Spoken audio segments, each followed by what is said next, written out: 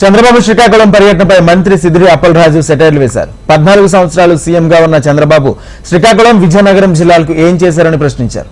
తమ సామాజిక వర్గానికి లబ్ధి చేకూర్చేందుకు అమరావతి రాజధాని పేరుతో 33,000 ఎకరాల సేకరణ చేపట్టారని ఆరోపించారు.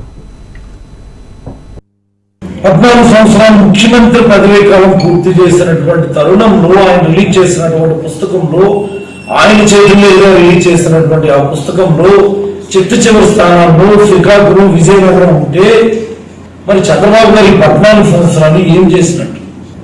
This is my straight question. Chandrababu గారి భాషలో చెప్పాలి అంటే this is my straight question to Chandrababu Naidu garu. What you have contributed for the upliftment of the people in Srikakulam and Vizianagaram?